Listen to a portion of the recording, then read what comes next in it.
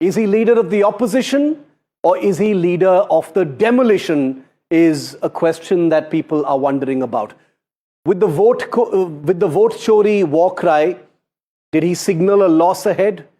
The focus was on Rahul's image building, his profile, and not on the Congress's strength on the ground, where they continue to be absolutely decrepit.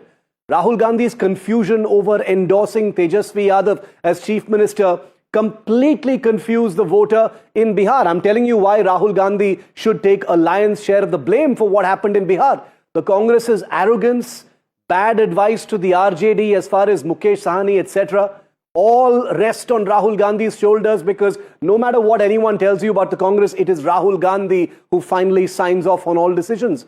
Rahul Gandhi took a preposterous foreign trip for 2 weeks during the Bihar campaign when he should have been in town settling things with the RJD and the other allies. Rahul's total focus on photo opportunities, thinking that that is going to create a big splash. And amidst the entire Bihar fight, and this is perhaps most glaring of all, what did he do? He dropped a bomb about faraway Haryana. Nothing to do with Bihar. He dropped a bomb about Haryana, completely confusing and distracting voters about what Rahul's real focus was. So here is who is annoyed with Rahul at this point of time. And it's not surprising that this list is pretty long. Take a look at this. Congress allies are annoyed with Rahul Gandhi because of what he did during the campaign. State Congress units behind the scenes are annoyed about Rahul Gandhi. India bloc partners are openly irritated about Rahul Gandhi. They are speaking against him, including the Trinamool. The Congress's old guard in private, they would never dare to do it in public. In private, they are bickering and pointing fingers at Rahul Gandhi like they have been since 2019. Internal strategists of the Congress party, also in private on WhatsApp groups, are talking against Rahul Gandhi.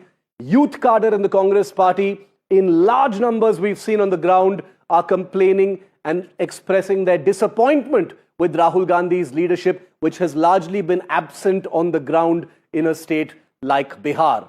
Which leads us to the question, is this Rahul's kiss of death?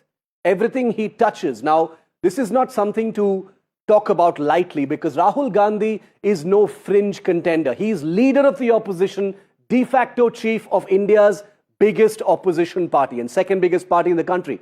Number one, Vote Chori messaging was a complete flop. How come he didn't get feedback from the ground that this simply wasn't connecting with the voter?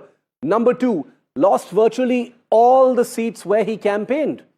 The Vote Adhikar Yatra traveled through many places. Almost all of those seats have been lost.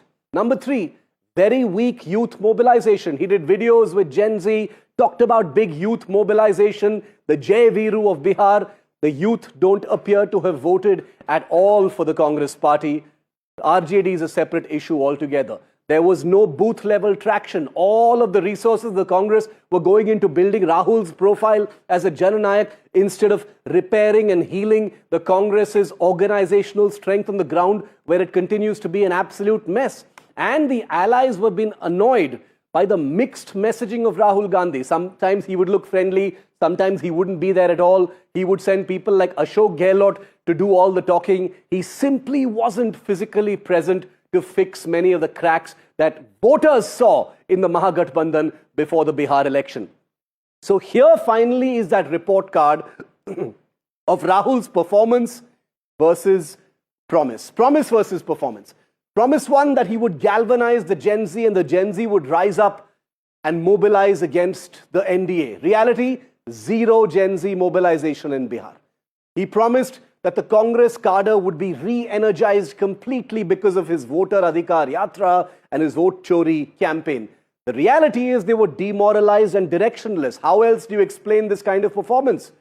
Third promise, Vote Chori will be a revolution. It will completely upend politics in the country. Reality, as you saw, no evidence of the many charges and therefore no resonance as well.